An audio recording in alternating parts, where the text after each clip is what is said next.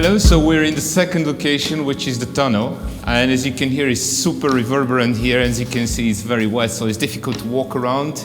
And it's difficult to place all the gear, and everything's already super dusty and muddy and dirty. The only difference, actually, one big difference that is you can see there's some power there. There's a big battery at the bottom of the valley from where we're drawing power to power these loudspeakers that are over there at the very back into the tunnel, which are connected to Erez's guitar. Now, the whole point of that is not only that the guitar is a bit louder, because just the drums just naturally overpower the guitar in this space, but also because it goes through this effects pedal, which adds all kinds of weird things like chorus and delays and whatnot. But it really helped us to sort of balance both musicians in the natural environment here.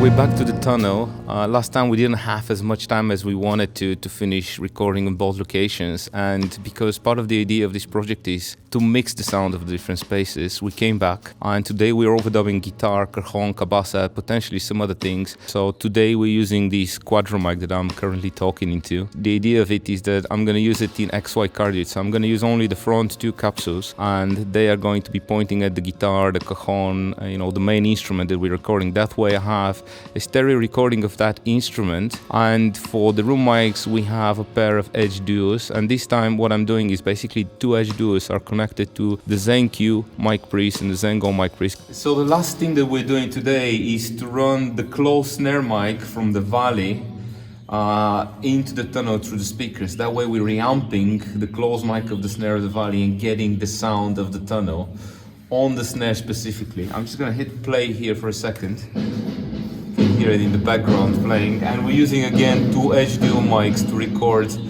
that reamped sound in the tunnel, which will help me to feel this idea of mixing spaces and see if we can add a bit of extra size to the snare drum in the mix of the first track, and that way make the two tracks sound together.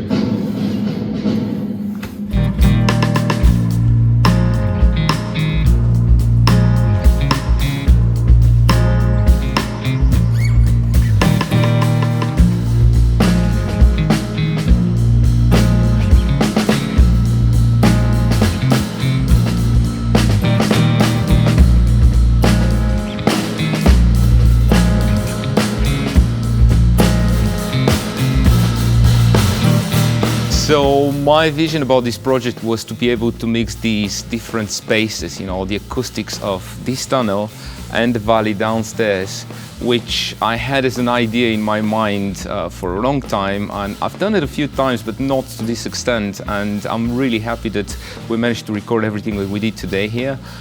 There's a lot more work waiting for us so that we can add additional elements to what we already recorded here. I guess when one listens to music that truly touches you, it just forces you to be fully present in the moment and, be immersed in the musical experience. And therefore, I consider that recording is somewhat magic, because it allows you to capture that moment that usually you would just witness and will pass away and will be gone forever.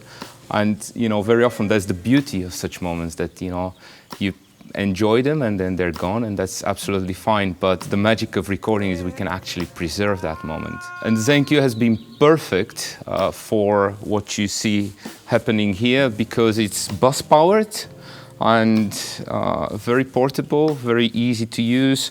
The onboard headphone mixing facilities allowed me to very quickly do different mixes for myself and, for Theo and Erez. And the sound quality was just as expected. Even with the distant mics, we didn't get any noise. When we had them down in the valley, they were quite far from the musicians, and, we have quite a bit of gain. So the really nice thing about Zen-Q is not only that it's portable, but also it's expandable. So today we use the SPDIF digital inputs, and we use the line inputs to have 6 mic pre's in total connected to my system, but we could have actually even used the ADAT to get even more channels into it, which turns it into, you know, high count recording interface.